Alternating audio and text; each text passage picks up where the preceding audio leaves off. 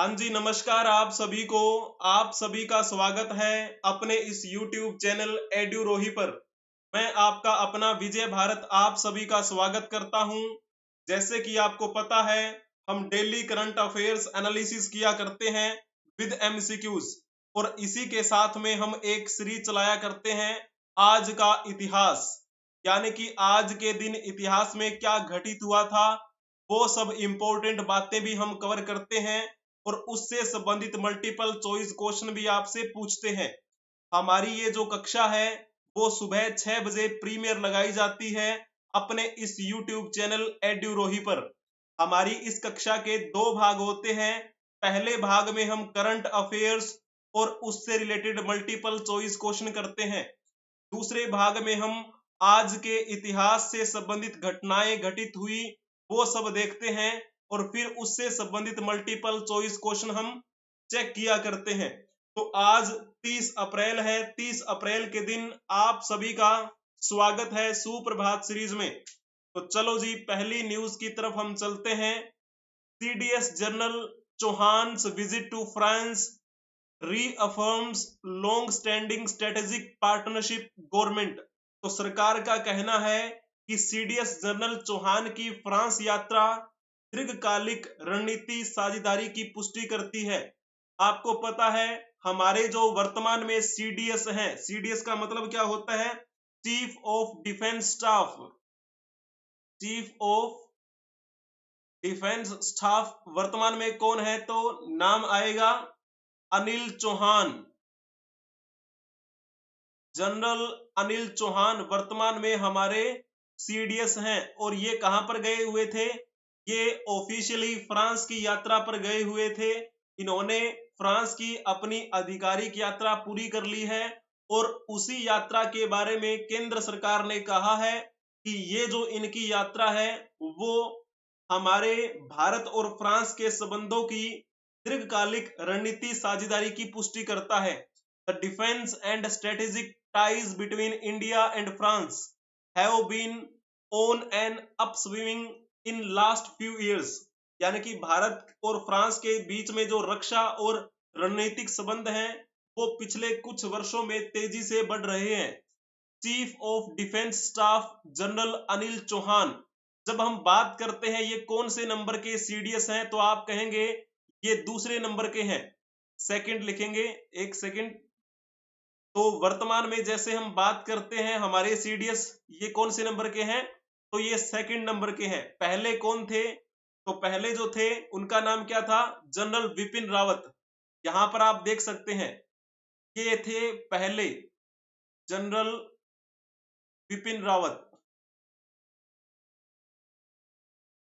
तो जब ये CDS पद जो लाया गया था तो पहले यही बनाए गए थे CDS। उसके बाद में क्या हुआ था, कुछ समय तक ये पद खाली रहा क्योंकि जनरल विपिन रावत जो थे उनकी 8 दिसंबर 2021 में क्या हो गई थी? इनकी मृत्यु हो गई थी क्योंकि हेलीकॉप्टर दुर्घटना हुई थी कुन्नूर के पास तमिलनाडु में। तो बाद में ये काफी लंबे समय तक CDS का पद खाली रहा और बाद में फिर क्या है, 30 सितंबर 2022 में जनरल, ये जो है फोटो देख पा रहे होंगे, जनरल अनिल चौहान ये दूसरे नंबर के CDS बने, जनरल अनिल चौहान। और यही है वो जनरल अनिल चौहान जो फ्रांस की आधिकारिक यात्रा पर गए हुए थे और इन्होंने अपनी ये फ्रांस की आधिकारिक यात्रा पूरी कर ली है। जब ये वहां पर गए हुए थे तो वहां का ये दृश्य है, आप यहाँ देख सकते हैं। कुछ भारतीय अधिकारी यहाँ भी खड़े हैं और यहाँ पर देख लीजिए आप, chief of defence staff general Anil Chauhan ने भारतीय सशस्त्र बलों की भविष्य की क्षमताओं के निर्माण के उद्देश्य से डसोल्ट एविएशन, सैफरन और नेवल ग्रुप सहित कई फ्रांसीसी रक्षा कंपनियों के शीर्ष अधिकारियों से बात की थी। ठीक है, यह बातचीत जनरल अनिल चौहान की फ्रांस की लगभग सप्ताह भर की यात्रा के दौरान उनकी व्यस्तताओं की श्रृंखला का हिस्सा रही और ये यात्रा 27 अप्रैल को वैसे खत्म हुई थी। ठीक है, तो इस प्रकार हमें इनके बारे में बातें ध्यान में रखनी है। चलो जी, अब आप बताने का प्रयास करेंगे फ्रांस के बारे में, क्योंकि आपको पता है हमारे जो वर्तमान में सीडीएस हैं जनरल अनिल चौहान फ्रांस की यात्रा पर गए हुए थे। तो उसी फ्रांस के संदर्भ में मैं आपसे एक क्वेश्चन पूछता हूं कि फ्रांस के संदर्भ में निम्नलिखित कथनों पर विचार कीजिए और बताइए कि निम्नलिखित में से कौन सा कथन सत्य नहीं है। जो कथन सत्य नहीं है वो आपको बताना है, जल्दी से आप बता देंगे। पहला क्वेश्चन पढ़ के देखिए, पहला पॉइंट, फ्रांस यूरोपीय संघ G8 उत्तरी अटलांटिक संधि संगठन यानी जिसे हम नाटो बोलते हैं, विश्व व्यापार संगठन WTO आदि संगठनों का सदस्य देश है। तो आप कहेंगे ये पॉइंट तो ठीक लिखा हुआ है, बिल्कुल है। फ्रांस G8 का भी सदस्य है, यूरोपियन यूनियन का भी सदस्य है, नाटो का भी सदस्य है, WTO वर्ल्ड ट्रेड ऑर्गेनाइजेशन का भी सदस्य है। फिर दूसरे पॉइंट के बारे में पढ़ने का प्रयास करेंगे। फ्रांस संयुक्त राष्ट्र सुरक्षा परिषद यानी कि UNSC United nation security council के 5 स्थायी सदस्यों में से एक है। आप कहेंगे जी हां, ये बात भी बिल्कुल ठीक लिखी हुई है। तीसरा पॉइंट देख लिए, फ्रांस पूर्वी यूरोप में स्थित एक देश है। क्या ये बात ठीक लिखी हुई है? ये बात गलत लिखी हुई है, यानी कि ये कथन सत्य नहीं लिखा हुआ।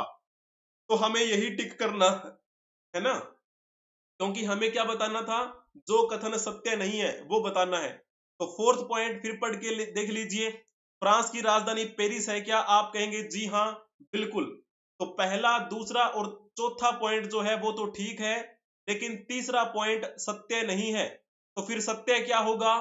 फ्रांस पूर्वी यूरोप में नहीं है, तो फिर कहां है? तो आप कहेंगे ये पश्चिमी यूरोप का है देश, पश्चिमी यूरोप। अब आप मैप के माध्यम से देखने का प्रयास करेंगे। यहां पर ये देखिए, ये है आपका अफ्रीका महाद्वीप, ठीक है। अफ्रीका महाद्वीप के कुछ देश आपको इधर दिखाई दे रहे होंगे, और ये जो है हमारा, ये है एशिया, जिसमें हमारा भारत आता है, और बाकी जो ये चाइना जो है वो भी हमारे एशिया में ही आता है। और उसके बाद यहां पर ये देख पा रहे होंगे आप, ये है यूरोप, जो मैंने रेड कलर में लिखा है, ठीक है। और जब बात करते हैं यहां पर यूरोप में कहां दिखाई दे रहा है फ्रांस, तो ये देख लीजिए, ये है आपका फ्रांस, जो रेड कलर में क्या है दिखाई दे रहा होगा। तो ये फ्रांस का मैप है। थोड़ा सा अगर इसको लार्ज करके देखा जाए तो यहां पर देख लीजिए, ये है आपका फ्रांस, ठीक है, दिखाई दे रहा होगा ना। तो यूरोप के कौन सी डायरेक्शन में है? यूरोप के ये पश्चिमी डायरेक्शन में है। तो थर्ड पॉइंट जो था वो सत्य नहीं है, तो आपको यही टिक करना था, ठीक है। तो इस प्रकार आपको बातें ध्यान में रखनी है। अब हम चलते हैं next. 26 captive elephants temporarily shifted from Kozhikamudhi camp in the ATR owing to water crisis. जल संकट के कारण 26 बंदी हाथियों को अस्थायी रूप से ATR के कोजिकामुथी शिविर से स्थानांतरित कर दिया गया। गर्मियों के लिए एक अस्थायी व्यवस्था के हिस्से के रूप में अन्नामलाई टाइगर रिजर्व, यानी कि जिसे हम क्या बोलते हैं ATR, अन्नामलाई टाइगर रिजर्व के अधिकारियों ने कोयम्बटूर जिले में टॉप स्लिप के पास कोजिकामुथी हाथी शिविर से 26 बंदी हाथियों को रिजर्व के भीतर 4 अन्य स्थानों पर स्थानांतरित किया है for other places within the reserve. Kozhikamudhi शिविर से होकर बहने वाली एक धारा में पानी सभी हाथियों के लिए अपर्याप्त हो गया था, इसीलिए इन सभी को क्या कर दिया गया? शिफ्ट कर दिया गया। Hence the animals were shifted। अब यहाँ पर आप देख पा रहे होंगे पानी की क्या है, यहाँ पर किल्लत दिखाई दे रही है, जल संकट बना हुआ है, और एक आप कह सकते हैं कि हाथियों के लिए अपर्याप्त है ये पानी। इसी वजह से 4 अलग अलग स्थानों पर इनको क्या कर दिया गया? स्थानांतरित कर दिया गया। अब हाथियों के बारे में जब बात करते हैं तो आपको पता है पहले तो बहुतायत मात्रा में हाथी पाए जाते थे या फिर अन्य जीव जंतु भी होते थे। अब हर प्रकार की जो जनजातियां हैं, जनजातियां तो नहीं बोलेंगे, हम बोलेंगे प्रजातियां, तो वो क्या है खत्म हो रही है कि जैसे जैसे हम आधुनिकता की तरफ बढ़ रहे हैं, कहीं ना कहीं पर्यावरण को भी नुकसान पहुंच रहा है।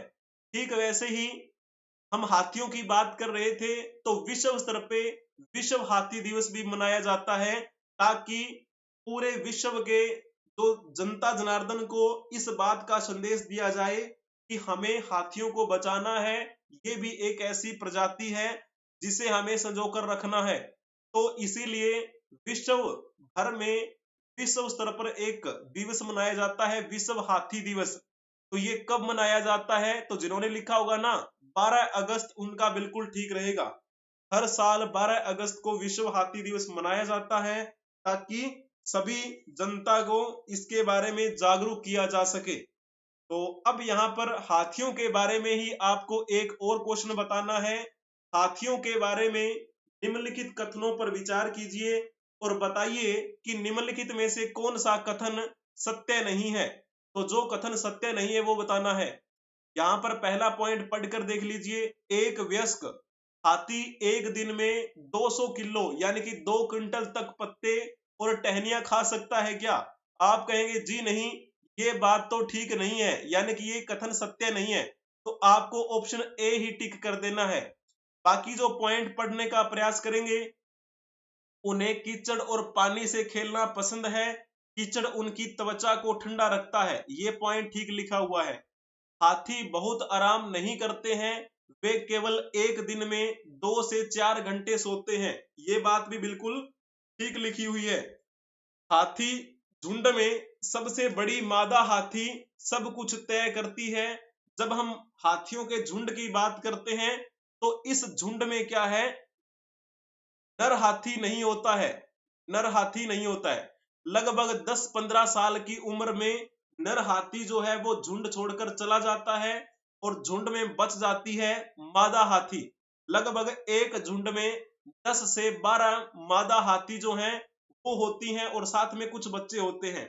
तो उन मादा हाथियों में से जो सबसे बड़ी होती है, कमान उसी के हाथों में होती है, यानी कि सबसे बड़ी मादा हाथी जो है वो मुखिया होती है। तो दूसरा, तीसरा और चौथा पॉइंट तो ठीक था, लेकिन हमसे पूछा गया था कि जो सत्य नहीं है, यानी कि पहला पॉइंट जो था ना वो सत्य नहीं था। तो एक वयस्क हाथी एक दिन में कितना पत्ते टहनियां खा सकता है? तो लगभग 1 क्विंटल के पास तो खा सकता है। अगर यहां पर लिखा आता ना 1 क्विंटल, तो आप सही कर सकते थे इसे। और जैसे ये सीटेट वगैरह के एग्जाम होते हैं ना, उसमें ये पूछा गया था, हाथियों के बारे में 2-3 वहां पर क्वेश्चन पूछे गए थे। अब चलो जी नेक्स्ट चलते हैं हम। यहां पर क्या लिखा हुआ है, Russia says it destroyed 17 drones launched by Ukraine. रूस ने कहा है कि जो यूक्रेन ने 17 ड्रोन लॉन्च किए हैं उनको हमने क्या कर दिया है, डिस्ट्रॉय कर दिया है। और ये न्यूज कहां से आई है, द रशियन डिफेंस मिनिस्ट्री। तो वहां पर उन्होंने कहा कि यूक्रेन के द्वारा लॉन्च किए गए सभी 17 ड्रोन को हमने क्या कर दिया, डिस्ट्रॉय कर दिया। और कौन से रीजन में किया था उन्होंने वो लॉन्च, तो ब्रांस्क रीजन में। 3 over the Kursk region and 2 over the Belgorod region. तो यानी कि 3 जगहों पर इन्होंने ये दागे थे यूक्रेन ने ड्रोन्स, और सभी को इन्होंने क्या कर दिया, खत्म कर दिया। तो इस प्रकार हमें ये बातें जो हैं इनसे संबंधित देखनी है। अब इसी बात को हम ध्यान में रखते हुए अब देखेंगे कुछ क्वेश्चंस।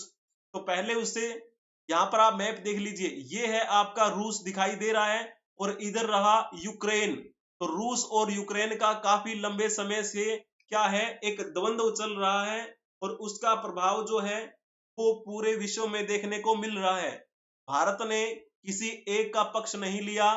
भारत इसमें क्या है, हमेशा से ही तटस्थ बना हुआ है। हमारी जो नीति है, विदेश नीति, वो तटस्थता वाली ही है ना। तो चलो जी, अब आप पहला क्वेश्चन बताएंगे एक बार। यूक्रेन के बारे में थोड़ा सा बताने का प्रयास करेंगे कि निम्नलिखित में से कौन सी यूक्रेन की राजधानी है। यूक्रेन की राजधानी कौन सी है, जल्दी से आप कमेंट में बताएंगे, जल्दी जल्दी से बताएं। जिन्होंने इसमें ऑप्शन टिक किया होगा, ऑप्शन ए उनका बिल्कुल ठीक रहेगा। यूक्रेन की राजधानी का नाम क्या है, कीव। तो बहुत बढ़िया बताया है सभी ने। और जैसे हम बात करते हैं इस बी पॉइंट के बारे में, एंथेस के पॉइंट, एंथेस कहाँ की राजधानी है? तो ये है ग्रीस की राजधानी, ग्रीस। ठीक है, ग्रीस की राजधानी है एंथेस। ग्रीस जिसे पहले हम क्या बोलते थे, यूनान के नाम से जानते हैं। इसी धरती से तो आया था सिकंदर। वियना की बात करते हैं तो ये वियना कहाँ की राजधानी है? तो ये ऑस्ट्रिया की राजधानी है, ऑस्ट्रिया। मिन्स्क के बारे में क्या आप बता सकते हैं, क्या मिन्स्क कहाँ की राजधानी है?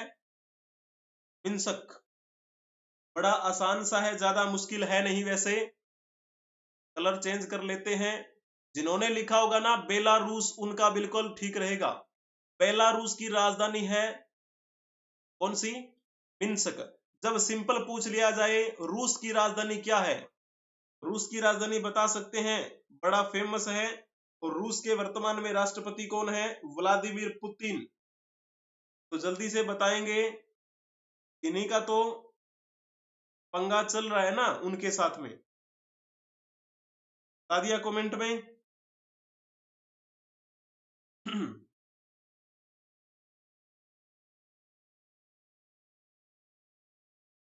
रूस की राजधानी क्या है?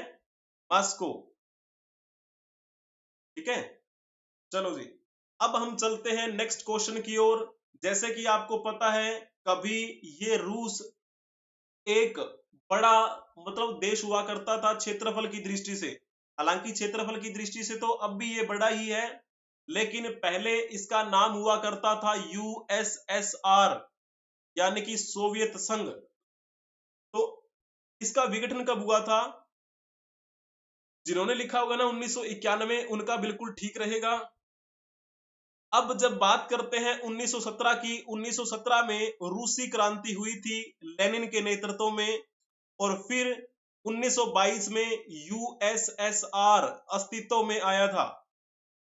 और करते करते फिर क्या हो गया, फिर इसका विघटन हो गया 1991 में, और फिर इससे क्या है, कई छोटे छोटे देश बने थे। ठीक है, तो इस प्रकार आपको ये बिंदु ध्यान में रखने हैं। अब जैसे थोड़ा सा अगर हम और जानने का प्रयास करें इस यूक्रेन के बारे में, तो यहां पर आप जान लीजिए मैप के माध्यम से। एक सेकंड, हाँ, यहां पर ये देखिए यूक्रेन, ये है यूक्रेन। यूक्रेन की अगर स्थिति देखी जाए यूरोप में, तो ये यूरोप के कौन से भाग में है? पूर्वी यूरोप में पड़ता है। ठीक है, पूर्वी यूरोप में एक देश है, और रूस के बाद इस यूरोप महाद्वीप का दूसरा सबसे बड़ा देश है ये।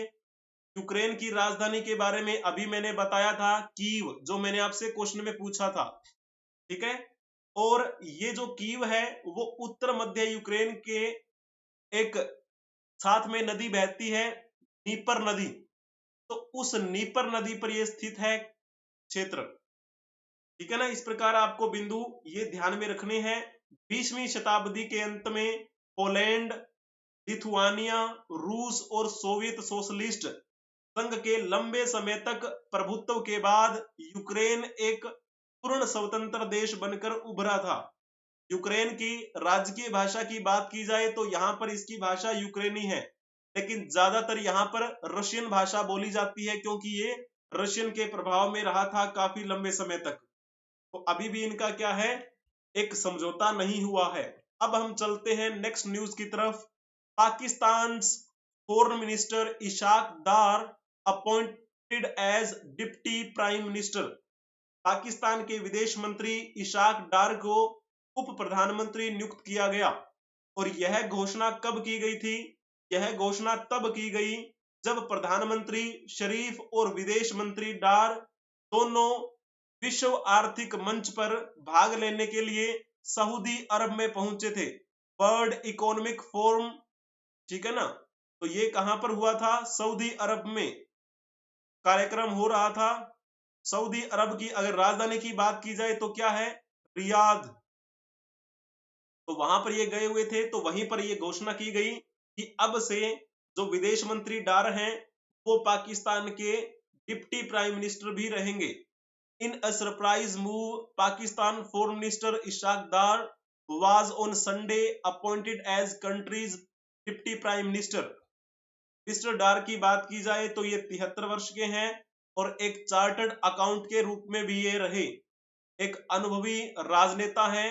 और जैसे बात करते हैं वर्तमान के प्राइम मिनिस्टर शहबाज शरीफ की एक पार्टी है जिसे हम क्या बोलते हैं, PMLN, यानी कि पाकिस्तान मुस्लिम लीग नवाज पार्टी। तो उसके ही एक कार्यकर्ता है ये।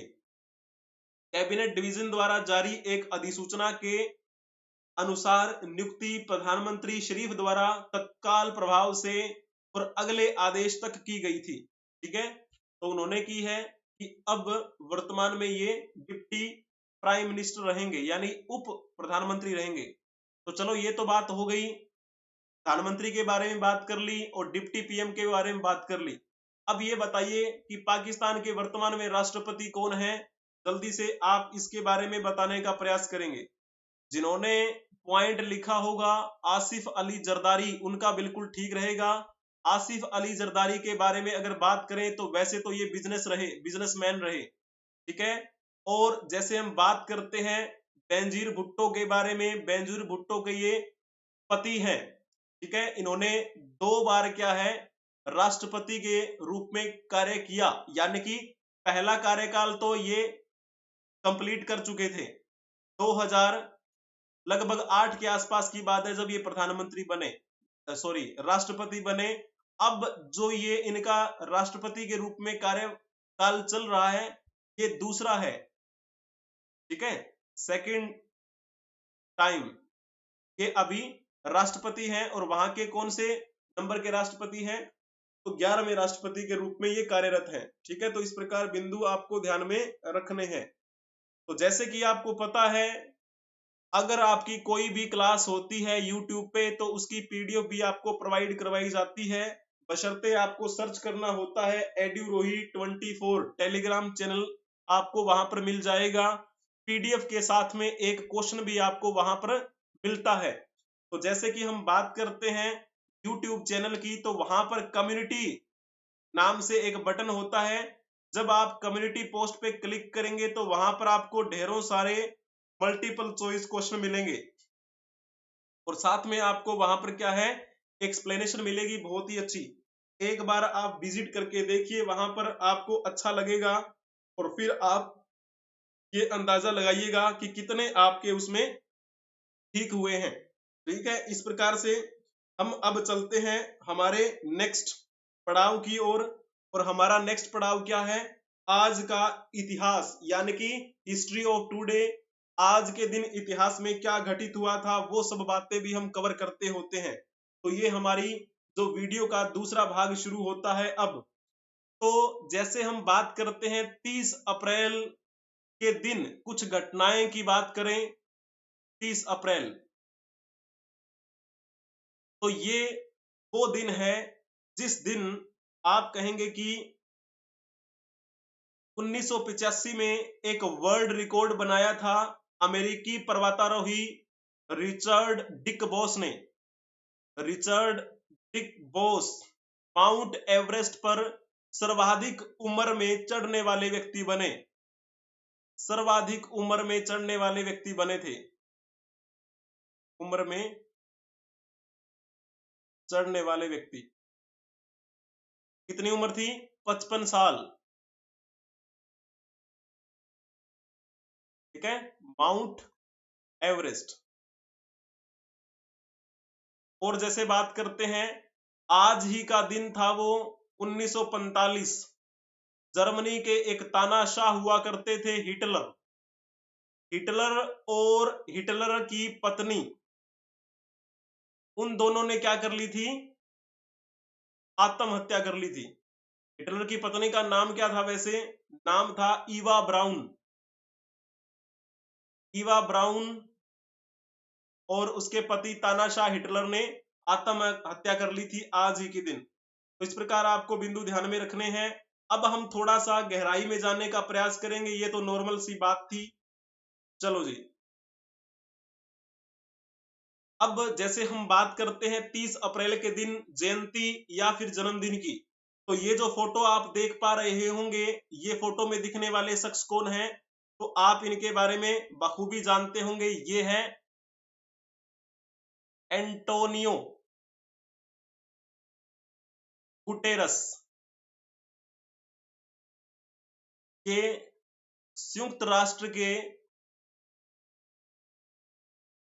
महासचिव हैं वर्तमान में यूएन के। ठीक है, इनका आज जन्मदिन है। जन्मदिन उसी का मनाया जाता है जो जीवित हो, यानी कि ये वर्तमान में है, इसलिए हम जन्मदिन की बात कर रहे हैं। जयंती उसकी मनाई जाती है जो इस दुनिया से विदा ले चुका हो। तो जब हम इनकी बात करते हैं तो इनका जन्म कब हुआ था? इनका जन्म 30 अप्रैल 1949 को हुआ, यानी कि हमें आजादी जब मिली थी उसके 2 साल बाद इनका जन्म हुआ था। और ये संयुक्त राष्ट्र के वर्तमान में महासचिव हैं। तो इनका कार्यकाल कब शुरू हुआ था महासचिव के रूप में? तो आप कहेंगे 1 जनवरी 2017 से लेकर अब तक से वर्तमान में ये अभी भी महासचिव हैं। ठीक है, तो इस प्रकार आपको इनसे संबंधित बातें ध्यान में रखनी है। मूल रूप से अगर देखा जाए तो ये कहां से हैं? तो ये पुर्तगाल से हैं और ये पुर्तगाल के प्रधानमंत्री भी रहे। कब से कब तक इन्होंने प्रधानमंत्री का कार्यभार संभाला था? तो 1995 से लेकर सन 2000 तक पुर्तगाल के प्रधानमंत्री रहे। और बाद में जब संयुक्त राष्ट्र सुरक्षा परिषद में इन्हें स्पष्ट बहुमत मिल गया था, उसी के बाद में इन्हें क्या कर दिया गया? संयुक्त राष्ट्र का महासचिव घोषित कर दिया गया था। ठीक है, एक बेहतरीन कूटनीतिज्ञ और राजनीतिज्ञ है ये पुर्तगाल के। लेकिन वर्तमान की दृष्टि से देखा जाए तो इस संयुक्त राष्ट्र संघ के महासचिव हैं, यानी कि सेक्रेटरी जनरल हैं। ये देख लीजिए, जब आप यूएन की ऑफिशियल वेबसाइट पर जाएंगे तो वहां पर इसी प्रकार का फेस दिखेगा। तो मैंने उसी का स्क्रीनशॉट लेकर आपको दिखाने का प्रयास किया है। यहाँ पर इनका जो विचार है महासचिव के रूप में वो लिखा हुआ है, in the end it comes down to values we want the world our children inherit to be defined by the values enshrined in the UN Charter: peace, justice, respect, human rights, tolerance and solidarity। तो ये इनका क्या है? कथन है।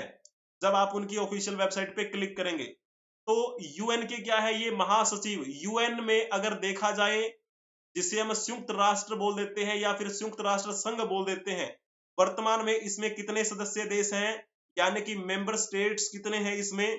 तो इसमें वर्तमान में 193 मेंबर स्टेट्स हैं। जब इसकी स्थापना हुई थी तो इसमें कितने सदस्य देश थे? 51। लिखा भी हुआ है, इनकी ऑफिशियल वेबसाइट का ही स्क्रीनशॉट है ये भी। The UN's membership has grown from the original 51 member states in 1945 to the current 193 member states। यानी कि जब इसकी स्थापना हुई, जब इसका गठन हुआ था 1945 में, तब उसमें 51 सदस्य देश थे और वर्तमान में वो संख्या बढ़कर 193 हो गई है। जितने भी यूएन के सदस्य देश होते हैं वो जनरल असेंबली के भी क्या है? सदस्य होते हैं। जब हम इस यूएन की बात कर रहे होते हैं तो इस यूएन के मुख्य कितने भाग होते हैं? 6 भाग होते हैं। सबसे मेन की बात की जाए तो वो होती है जनरल असेंबली, जिसे हम हिंदी में क्या बोल देते हैं? महासभा बोल देते हैं। यानी कि जहां पर सभी इकट्ठा होते हैं, सभी बैठते हैं, सभी मीटिंग करते हैं। तो जाहिर सी बात है, अगर यूएन के सदस्य हैं तो महासभा के सदस्य होंगे ही होंगे, कहीं ना कहीं तो बैठकर मीटिंग करेंगे ही ना। तो इस प्रकार आपको बिंदु ध्यान में रखना है। जितने भी सदस्य देश हैं 193, तो वो महासभा के भी सदस्य हैं। दूसरा आता है सिक्योरिटी काउंसिल, यानी कि UNSC, United nation security council. इसमें कितने सदस्य होते हैं? इसमें 15 सदस्य होते हैं टोटल, जिसमें से 5 स्थायी सदस्य होते हैं और 10 अस्थायी सदस्य होते हैं। जो 5 स्थायी हैं यानी कि परमानेंट है, वो कौन कौन से हैं? यूएसए का नाम आता है, यूके का नाम आता है, फ्रांस का नाम आता है और रूस का नाम आता है, चीन का नाम आता है। और एक देश का नाम और बता दीजिए कमेंट में कौन सा रहेगा, क्योंकि मैंने आपको परसों की क्लास में ही समझाया था। फिर जैसे बात करते हैं economics and social council, ट्रस्टशिप council, international court of justice. International court of justice का मतलब क्या है? 193 देशों का ये एक समूह बना हुआ है जिसे हम यूएन बोल देते हैं। तो यूएन जो है ना, उस यूएन ये भी करता है कि विश्व स्तर पे शांति बनी रहे, इसीलिए एक कोर्ट का भी क्या है गठन किया गया है अंतरराष्ट्रीय स्तर पर, कि किसी भी देश के बीच में लड़ाई वगैरह होती हो तो न्याय दिलाने का ये काम करे। फिर जो छठा अंग है वो है सेक्रेटरिएट। तो इस प्रकार यूएन की 6 यूएन बॉडीज हैं, ठीक है। इस यूएन के वर्तमान में महानिदेशक कौन है? Antonio Guterres. आज इनका जन्मदिन है, तो बहुत बधाई हो। 30 अप्रैल 1949 को इनका जन्म हुआ था पुर्तगाल में, पुर्तगाल की राजधानी में, ठीक है। तो पुर्तगाल की राजधानी क्या है बताएंगे। तो चलो अब आप इस क्वेश्चन के बारे में बताने का प्रयास करेंगे। जैसे मैंने अभी आपको बताया, संयुक्त राष्ट्र के महासचिव एंटोनियो गुटेरस हैं, और संयुक्त राष्ट्र की स्थापना कब हुई थी? 1945 में। जब इसकी स्थापना हुई थी तो इसमें कितने सदस्य देश थे? तो इसमें 51 सदस्य देश थे। और वर्तमान की जब बात की जाए तो इसमें वर्तमान में कितने सदस्य देश हैं? 193 सदस्य देश हैं। अब आप इनमें से ये बताइए कि जो सबसे एंड में जुड़ा था संयुक्त राष्ट्र से, यानी कि सबसे नवीनतम देश संयुक्त राष्ट्र में शामिल होने वाला कौन सा है? तो जिन्होंने लिखा होगा ना सदर्न सूडान, उनका बिल्कुल ठीक रहेगा। दक्षिणी सूडान जो है वो सबसे बाद में जुड़ा था। बात है ये 2011 की, जब ये स्वतंत्र हुआ था। उसी स्वतंत्रता के एक हफ्ते के भीतर इसने संयुक्त राष्ट्र की सदस्यता ग्रहण कर ली थी। अब थोड़ा सा आप एक क्वेश्चन और बताने का प्रयास करेंगे कि संयुक्त राष्ट्र की कितनी आधिकारिक भाषाएं हैं। तो जल्दी से आप ये बताने का प्रयास करेंगे यूएन की जो ऑफिशियल लैंग्वेजेस हैं वो कितनी है। कमेंट में आप बता देंगे। जिन्होंने इसमें ऑप्शन टिक किया होगा डी ऑप्शन, उनका बिल्कुल ठीक रहेगा। यहां पर जब आप यूएन की ऑफिशियल वेबसाइट पर क्लिक करेंगे ना, ऑफिशियल वेबसाइट, तो ऐसा इंटरफेस आपको वहां पर दिखाई देगा। और यहां पर देख लीजिए ये भाषाओं के वो हैं अलग अलग, कितनी भाषाएं दिखाई दे रही हैं? 1 2 3 4 5 6। तो पहली भाषा जो है ना वो कौन सी है? वो अरबी है। दूसरी भाषा जो यहां पर दिखाई दे रही है वो है चाइनीज, ठीक है। वैसे अगर बोल दिया जाए तो इसे हम मंदारिन बोल देते हैं, मंदारिन, चाइनीज। और तीसरे नंबर पे जो है वो है आपकी इंग्लिश भाषा, यानी कि जिसे हम अंग्रेजी बोल देते हैं। और फिर जो आपकी दिखाई दे रही है ये है आपकी फ्रांसीसी लैंग्वेज। और यहां पर जो दिखाई दे रही है ना ये कौन सी है? तो ये है आपकी रशियन। और लास्ट में देखने का प्रयास करेंगे ये है आपकी स्पेनिश। यानी कि जो भाषाएं हैं 6 भाषाएं ऑफिशियली हैं यूएन की, ठीक है। तो यूएन में अभी 6 भाषाएं हैं ऑफिशियली वेरीफाइड। तो यूएन की ऑफिशियल वेबसाइट पर जितनी भी इंफॉर्मेशन प्रोवाइड करवाई गई है वो 6 भाषाओं में प्रोवाइडेड है। तो हमें इंतजार है उस दिन का जब यहाँ पर एक बॉक्स ऐसा भी होगा जो स्पेशली हिंदी के लिए भी होगा। यानी कि वो समय कब आएगा जब यूएन की ये जो सारी की सारी जानकारी है वो अपनी हिंदी भाषा में भी होगी। क्योंकि ऐसा तो है नहीं कि हिंदी भाषा बोलने वाले समझने वाले लोग बहुत कम है। विश्व स्तर पे भी बहुतायत मात्रा में बोलने वाले लोग हैं हिंदी के, ठीक है। बहुत से देश ऐसे हैं जहां पे बहुतायत मात्रा में हिंदी बोली जाती है, समझी जाती है। और वैसे अगर देखा जाए हिंदी को यूएन की ऑफिशियल लैंग्वेज बनाने के पीछे कार्य तो कर ही रहे हैं भारतीय लोग भी। और जैसे बात करते हैं इस यूएन में हिंदी भाषा में सबसे पहले भाषण किसने दिया था? यूएन में हिंदी भाषा में भाषण किसने दिया? हिंदी भाषा में तो क्या आपको पता है? तो नाम आता है अटल बिहारी वाजपेयी। अटल बिहारी वाजपेयी जो हमारे पूर्व प्रधानमंत्री रहे थे और एक अच्छे लेखक भी थे, एक अच्छे कवि भी थे ये, ठीक है ना।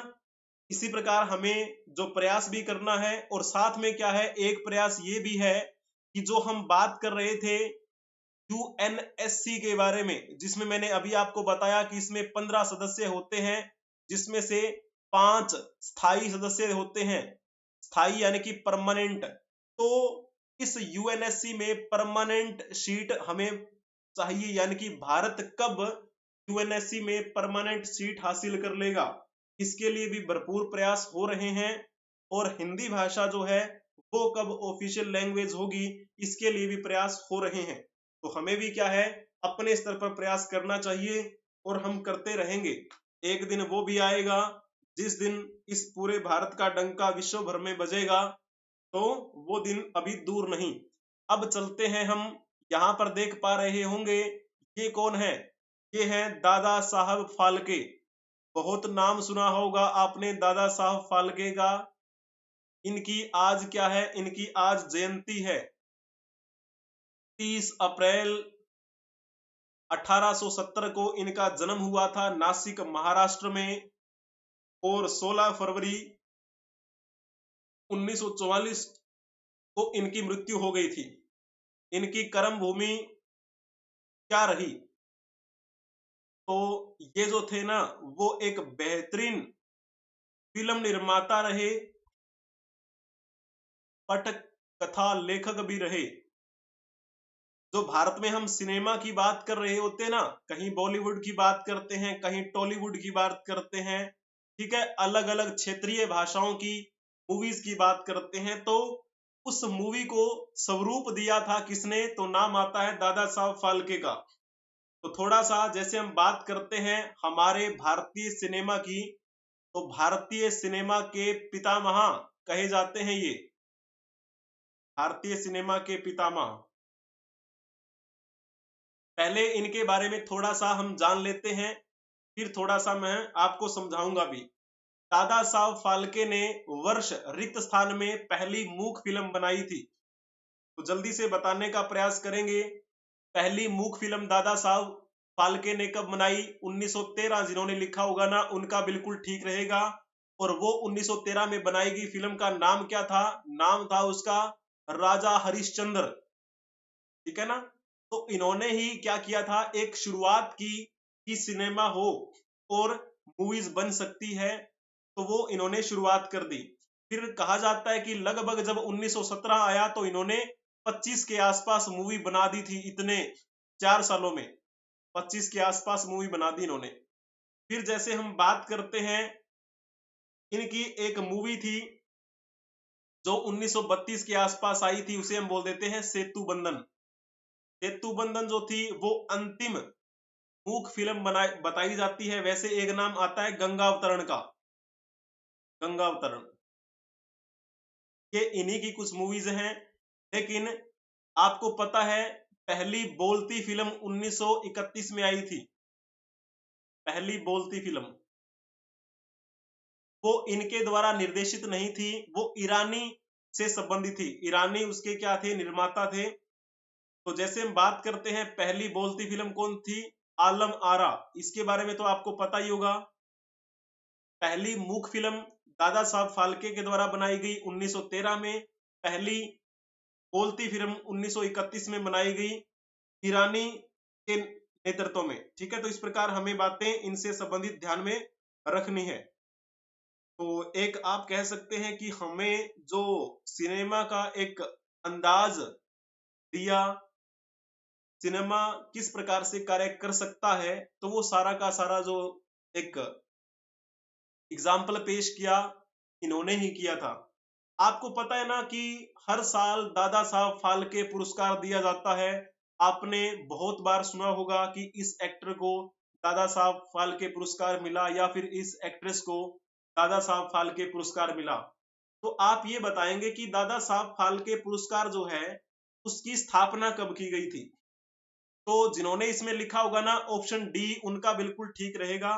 दादा साहब फाल्के पुरस्कार की शुरुआत 1969 में की गई थी, और जब दादा साहब फाल्के जो है ना उनकी 100वीं जयंती मनाई जा रही थी, उनकी 100वीं जयंती के उपलक्ष्य में 1969 में दादा साहब फाल्के पुरस्कार की शुरुआत कर दी गई थी। तो दादा साहब फाल्के पुरस्कार भारतीय सिनेमा का सबसे बड़ा पुरस्कार है, सबसे बड़ा पुरस्कार भारतीय सिनेमा का, जो आजीवन योगदान के लिए भारत की केंद्र सरकार की तरफ से दिया जाता है ना, सिनेमा का। ये पॉइंट आपका कवर हो गया। चलो जी, अब जैसे 2024 में भी तो बहुत सारे जो एक्टर एक्ट्रेस थी उनको भी मिला, मूवीज को भी क्या है दादा साहब फाल्के पुरस्कार दिया गया। तो बेस्ट फिल्म कौन सी रही? जवान। जवान फिल्म को बेस्ट फिल्म के लिए दादा साहब फाल्के पुरस्कार दिया गया। और जैसे हम बात करते हैं बेस्ट एक्टर का अवार्ड किसे मिला, तो शाहरुख खान। शाहरुख खान ही तो एक्टर थे इस जवान में। और जैसे बात करते हैं एक्ट्रेस कौन सी थी, तो एक्ट्रेस थी रानी मुखर्जी। रानी मुखर्जी को बेस्ट एक्ट्रेस का अवार्ड मिला। ये पूरी की पूरी लिस्ट है 2024 में ऑफिशियल विनर कौन कौन रहे थे दादा साहब फाल्के पुरस्कार के, तो वो सारी लिस्ट है इसमें। तो जैसे बात करते हैं नेगेटिव रोल की, अगर बात करें तो किसको मिला था, तो नाम आता है बॉबी देओल का, बॉबी देओल ने। और यहां पर बहुत सारी हैं। क्रिटिकल बेस्ट फिल्म कौन सी रही थी, ट्वेल्थ फेल। आपको पता है ये ट्वेल्थ फेल एक आईएएस अधिकारी, उनकी जीवन के बारे में है, उनकी जो प्रेम कहानी है और उनकी स्टडी का जो क्षेत्र है उसी को ध्यान में रखते हुए बनाई गई बहुत ही बेहतरीन मूवी है। विक्रांत मैसी इसके क्या रहे थे, एक्टर रहे थे। और विक्रांत मैसी जो हैं उनको मोस्ट प्रोमिसिंग एक्टर का इनाम दिया गया, विक्रांत मैसी। यहाँ पर जो है ना ये थोड़े छोटे दिखाई दे रहे हैं शब्द, इसी वजह से थोड़ी परेशानी हो रही है। जब आप इसको एज ए पीडीएफ देखेंगे तो आपको उसमें क्या है थोड़ा ठीक नजर आएगा, अदरवाइज मैं आपको ये प्रोवाइड भी करवा दूंगा अलग से। तो दादा साहब फाल्के पुरस्कार जो है वो कुछ ऐसा दिखता है, यहाँ पर देख लीजिए। तो बहुत सारी मूवीज को भी ये मिला, एक्टर एक्ट्रेस को भी मिला। किसने नेगेटिव रोल किया, कौन इस पूरे साल का बेहतरीन एक्टर रहा, कौन इस पूरे वर्ष में बेहतरीन एक्ट्रेस रही। तो ये पूरी की पूरी लिस्ट है official winners for 2024 Dada Saheb Phalke international film festival award 2024। ठीक है, चलिए जी, बहुत ही बढ़िया है। अब हम चलते हैं नेक्स्ट। यहाँ पर आप देख पा रहे होंगे, आप कहेंगे जी ये कौन है, ये है फातिमा बीबी। बहुत ही महत्वपूर्ण नाम है ये, फातिमा बीबी। इनका वैसे नाम लिया जाता है मीरा साहिब, फातिमा बीबी। इनकी आज जयंती है। इनका जन्म आज ही के दिन 30 अप्रैल 1927 को केरल में हुआ था और इनकी मृत्यु 23 नवंबर 2023 को हो गई थी। ठीक है, और जैसे हम बात करते हैं इनका कर्म क्षेत्र कौन सा रहा, तो न्यायपालिका। यहां पर जैसे अगर बात की जाती है इनके बारे में, खास क्या था इनके बारे में, तो हमारे भारत का जो सर्वोच्च न्यायालय है ना, भारत के सर्वोच्च न्यायालय में पहली महिला न्यायाधीश, यानी कि इनसे पहले हमारे भारत के सर्वोच्च न्यायालय में कोई भी महिला न्यायाधीश नहीं थी। तो पहली महिला न्यायाधीश होने का गौरव किसे प्राप्त है, तो नाम लिख देना फातिमा बीबी का। आज उनकी जयंती है और हम उन्हें श्रद्धांजलि अर्पित करते हैं। जब हम बात कर रहे होते हैं, सिंपल ये क्वेश्चन देख लीजिए, भारत के सर्वोच्च न्यायालय की पहली महिला न्यायाधीश कौन बनी, तो जाहिर सी बात है मैंने आपको बता ही दिया, फातिमा बीबी। ये हमारे सर्वोच्च न्यायालय की पहली महिला न्यायाधीश बनी। और कब बनी थी ये, तो बात है ये 6 अक्टूबर 1989 को। 6 अक्टूबर 1989 को पहली महिला न्यायाधीश के रूप में उनकी नियुक्ति हुई। और बाद में इन्होंने कब तक न्यायाधीश के रूप में काम किया, तो 24 अप्रैल 1992 तक ये क्या रही, इस पद पर रही, यानी कि इनकी सेवानिवृत्ति। ठीक है, इस प्रकार ये इनका टाइम पीरियड रहा। हालांकि उससे पहले ये उच्च न्यायालय में न्यायाधीश के रूप में भी कार्यरत रही। वो बात है 1983 के आसपास। 8 अप्रैल 1983 उच्च न्यायालय में न्यायाधीश भी रही। लेकिन सर्वोच्च न्यायालय में ये पहली महिला थी जिनको न्यायाधीश बनने का सौभाग्य प्राप्त हुआ। बाकी ऑप्शन भी देख लेते हैं। सरोजिनी नायडू के बारे में जब बात की जाती है तो ये भारतीय राष्ट्रीय कांग्रेस की पहली भारतीय महिला अध्यक्ष बनी थी। पहली भारतीय महिला अध्यक्ष इंडियन नेशनल कांग्रेस। तो भारतीय राष्ट्रीय कांग्रेस का अधिवेशन 1925 में कहां पर हुआ था? तो आपको पता है कानपुर में हुआ था। उस 1925 के कानपुर अधिवेशन में पहली बार ऐसा हुआ कि कोई भारतीय महिला अध्यक्ष बनी हुई है। हालांकि सिंपल पूछ लिया जाए कि पहली महिला अध्यक्ष कौन थी इंडियन नेशनल कांग्रेस की, तो नाम आता है एनी बेसेंट का। एनी बेसेंट एक आयरिश महिला थी। इन्होंने 1917 के कोलकाता अधिवेशन में भारतीय राष्ट्रीय कांग्रेस अधिवेशन की अध्यक्षता की थी। तो पहली महिला अध्यक्ष एनी बेसेंट। लेकिन पहली भारतीय महिला अध्यक्ष का नाम पूछा जाए तो सरोजिनी नायडू का नाम लिख देना। सरोजिनी नायडू को हम भारत की कोकिला के नाम से भी जानते हैं, और इनको भारत की कोकिला की उपाधि किसने दी थी? तो नाम आता है महात्मा गांधी का। प्रतिभा पाटिल की बात करते हैं तो इनका नाम क्या था? प्रतिभा देवी सिंह पाटिल। और ये जो है ये हमारी भारत की पहली महिला राष्ट्रपति रही। पहली महिला राष्ट्रपति। इनके बारे में मैंने आपको शायद 2-3 दिन पहले ही बताया था। और इंदिरा गांधी की बात करते हैं तो ये हमारी भारत की पहली महिला प्रधानमंत्री रही।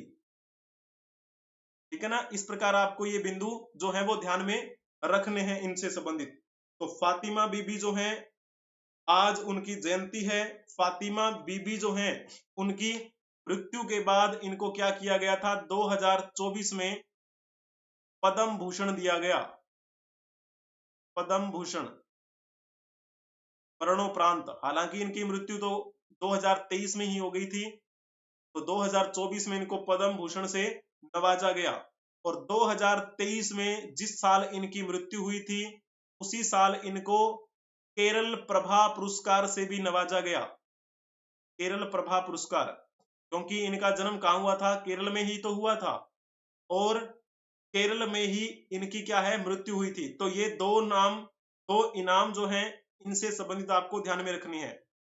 ठीक है, किसी देश में सर्वोच्च न्यायालय की न्यायाधीश बनने वाली पहली महिला बनी, आपको ये बात ध्यान में रखनी है। उच्च न्यायपालिका में पहली मुस्लिम महिला अगर पूछी जाए तो भी नाम आप इन्हीं का लिख देंगे। अब चलो हम जान लेते हैं 30 अप्रैल के दिन जिनका निधन हुआ था, यानी कि आज जिनकी पुण्यतिथि है। यहाँ पर आप देख पा रहे होंगे ये है हरि सिंह नलवा। हरि सिंह नलवा। इनका जन्म कब हुआ था? 28 अप्रैल 1791 को। जब 28 अप्रैल यानी कि 2-3 दिन पहले हमने today in history topic cover किया था तो उनमें मैंने आपको बताया भी था। तो आज 30 अप्रैल है, तो 30 अप्रैल के दिन 1837 में इनकी मृत्यु हो गई थी। कहां पे हुई थी? जमरूद में। जमरूद क्रांति के दौरान इनकी मृत्यु हुई थी। और ये किसके लिए जाने जाते हैं? तो ये महाराजा रणजीत सिंह के सेनाध्यक्ष हुआ करते थे।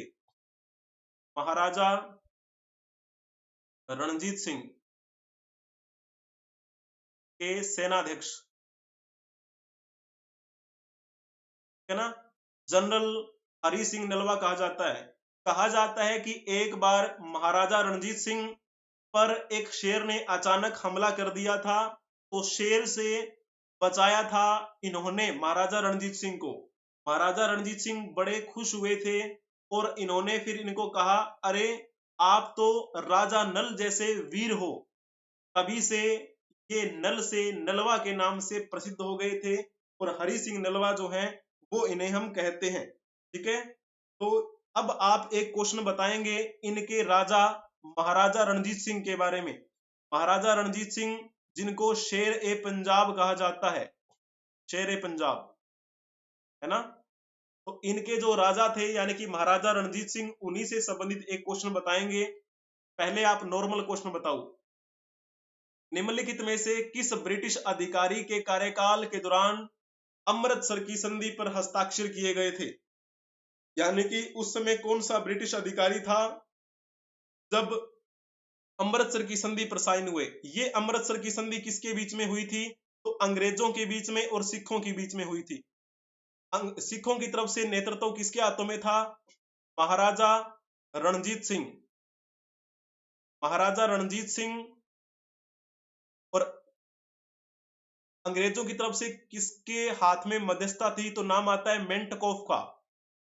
तो मेंटकॉफ ने अंग्रेजों की तरफ से मध्यस्थता की, लेकिन अधिकारी कौन था आपसे वो पूछा गया है। 1809 में लॉर्ड मिंटो प्रथम का टाइम पीरियड चल रहा था, और मिंटो प्रथम की बात की जाए तो ये कब से कब तक रहा? तो ये 1807 से लेकर 1813 तक रहा था।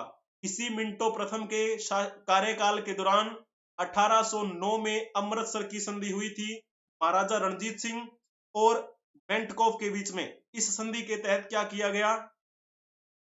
सतलुज नदी जो बहती थी ना, सतलुज नदी को सीमा मान लिया गया। ठीक है, यानी कि सतलुज नदी के एक पार सिख साम्राज्य हो गया और सतलुज नदी के उस पार ब्रिटिश साम्राज्य।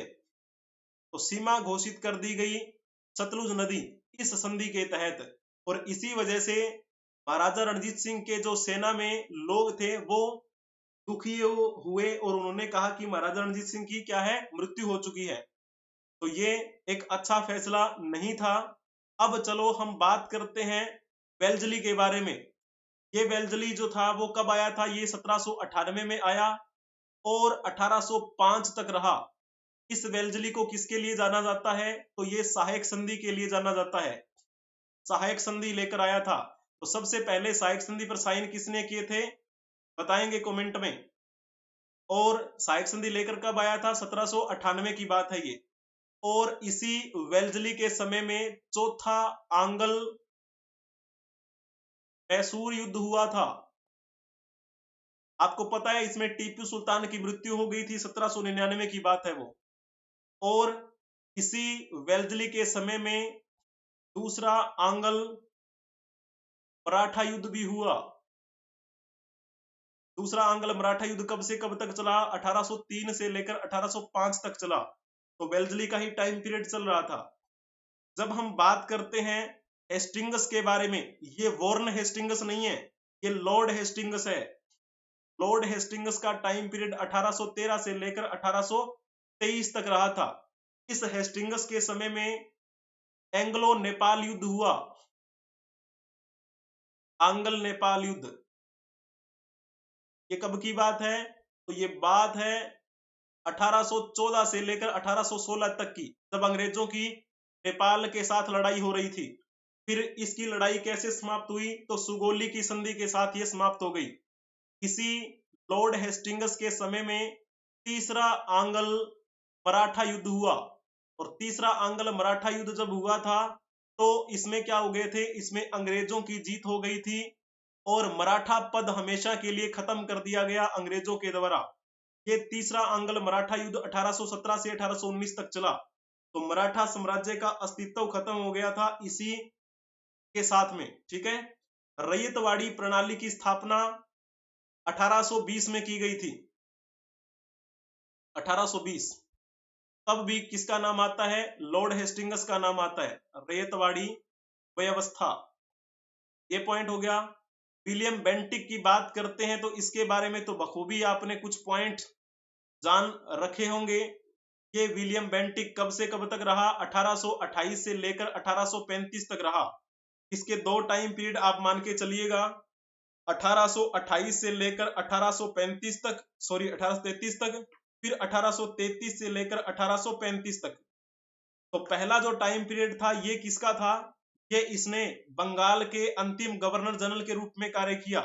फिर 1833 का जब चार्टर अधिनियम लाया गया था उसके तहत बंगाल का गवर्नर जनरल पद खत्म कर दिया गया और उसके बाद में ये भारत का प्रथम गवर्नर जनरल भी बना। इसी विलियम बेंटिक के समय में क्या किया गया था, सती प्रथा का उन्मूलन किया गया। सती प्रथा का उन्मूलन राजा राम मोहन राय के प्रयासों से 1829 में किया गया था, ठीक है ना। तो उस समय विलियम बेंटिक का टाइम पीरियड चल रहा था। अब चलो जी नेक्स्ट क्वेश्चन के बारे में बताने का प्रयास करेंगे।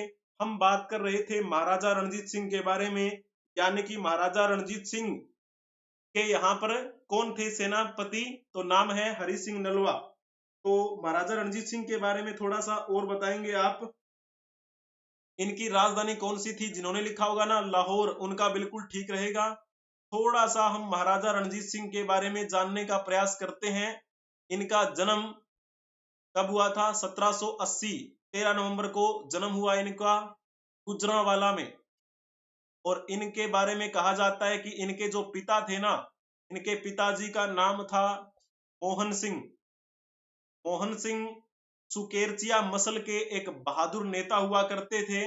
और इनकी मृत्यु कब हो गई थी, 1792 में मृत्यु हो गई। उसी के बाद में कमान किसके हाथों में आ गई, महाराजा रणजीत सिंह के हाथों में आ गई 1792 में। फिर ये क्या है, पार्टिसिपेट करने लगे। फिर लंबे समय तक ये यहाँ पर युद्ध करते रहे, ठीक है जी, महाराजा रणजीत सिंह। इस प्रकार आपको इनसे संबंधित बातें जो है वो ध्यान में रखनी है। 1839 में इनकी मृत्यु हुई थी महाराजा रणजीत सिंह की। अंतिम जो युद्ध लड़ रहे थे वो युद्ध कौन सा था, वो युद्ध वही था जिस युद्ध में इनके मुख्य सेनापति हरि सिंह नलवा जो थे उनकी मृत्यु हुई, ठीक है ना। चलो जी, कई संधियां हुई जिसमें से एक नाम है इसी संधि का, जिसे हम क्या बोल रहे थे, अमृतसर की संधि। 1809 में सतलुज नदी को रणजीत सिंह के अधिकार की सीमा घोषित कर दिया गया। अब हम चलते हैं यहां पर, आप नेक्स्ट देख लीजिए ये कौन है, तो इनका नाम है चुन्नी गोस्वामी। चुन्नी गोस्वामी ये कौन थे, तो ये एक महान फुटबॉल खिलाड़ी थे, फुटबॉलर थे ये भारत के। इनका जन्म कब हुआ था, इनका जन्म 15 जनवरी 1938 को हुआ। और 30 अप्रैल यानी कि आज ही के दिन इनकी मृत्यु हो गई थी 2020 में। इनको पुरस्कार कौन कौन से मिले थे, तो इनको अर्जुन पुरस्कार से सम्मानित किया गया। अर्जुन पुरस्कार, ये कब की बात है, ये बात है 1963 की। अर्जुन पुरस्कार किसे दिया जाता है, पिछले 3 साल में अगर कोई खिलाड़ी अंतरराष्ट्रीय स्तर पर बेहतरीन प्रदर्शन कर रहा हो तो उसे अर्जुन पुरस्कार दिया जाता है। इनको पद्मश्री भी दिया गया था, जो क्या है, नागरिक सम्मान है, चौथे नंबर का। तो 1983 में इनको क्या दिया गया था, अर्जुन पुरस्कार से भी सम्मानित किया गया, ठीक है। तो इस प्रकार हमें थोड़ी सी बातें इनके बारे में पता होनी चाहिए। और ये एक सर्वश्रेष्ठ फुटबॉल खिलाड़ी रहे हैं अपने इस फुटबॉल टीम के। तो अब ये बताइए कि अर्जुन पुरस्कार जो है वो इनको दिया गया 1963 में।